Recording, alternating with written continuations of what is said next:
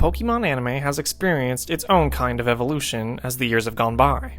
In some ways, the story arc seems to have stabilized in its cycle. Yet, with the addition of characters like Go, Pokemon has demonstrated a desire to keep things fresh. Still, through every episode, one thing has remained the same. Mr. Mime has always belonged inside Ash's home in Pallet Town. At first glance, Mr. Mime is evidently owned by Ash's mom, Delia.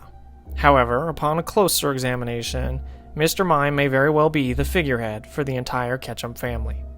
Let's look at the evidence. First, Mr. Mime is extremely powerful.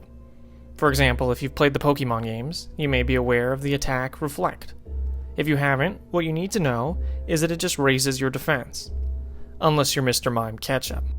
Indeed, Mr. Mime is not bound to the mechanics of this move. For example, here's a clip of Mr. Mime using Reflect to stop a tank. Mr. Mime! Mr. Mime! If Mr. Mime can wield Reflect this way, just imagine what he can do to the psyche of Mrs. Ketchum and Ash with his other moves.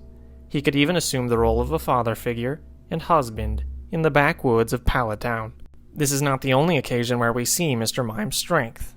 In Pokemon Journeys, Ash takes Mr. Mime to battle for the Flute Cup. Ash bumps into a Hariyama trainer there with great skill and strength. In fact, this Hariyama is so jacked that he creates tremors in the ground by clapping his hands together, and that's not even one of his moves for fighting. Go, Ash's partner, remarks upon seeing Ash's foe. No way! Mr. Mime doesn't stand a chance! Certainly. This Hariyama and his trainer are quite the intimidating duo. Until Mr. Mime starts playing with them. He successfully dodges every attack thrown his way with ease. They literally animated a montage of him dodging attacks. It includes playful music, big smiles, and surprised looks from Go. This whole thing is quite beautiful. Then, when Mr. Mime Ketchum is done having fun, he obliterates Hariyama into the literal dust. Go's conclusion to the whole event is, Who would have guessed it? Mr. Mime can really battle. Mr. Mime looks back at Ash and gives him this look, reminding him of his true power. From these events, we see that Mr. Mime is evidently unlike other Pokemon. They are his toys and playthings.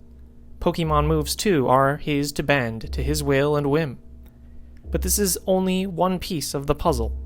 There are other elements to Mr. Mime being Ash's dad, so we must move forward. Second, it appears Mr. Mime may be loved even more than Ash.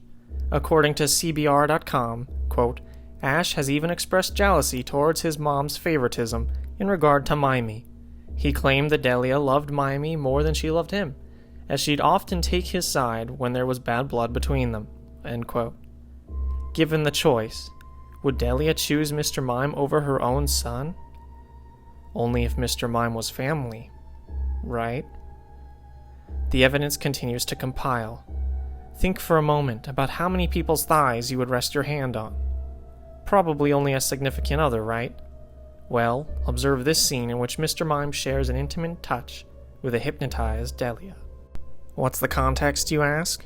They have gone on vacation together. Seriously, please just think about what I'm saying here. If all of this wasn't enough, it is evident that Mr. Mime is as much a master of the house as Mrs. Ketchum. He cooks, cleans, and watches their TV. Well, technically this picture is of a different Mr. Mime, but you get the idea. But there's more. Think about Ash for a second. How has he managed to remain in the body of a 12-year-old boy despite the passage of a time occurring in the show? The answer? He's part mime. Pokemon don't age in the same way that humans do. They tend to stay looking the same way unless they evolve. The same is true for young Ash Ketchum.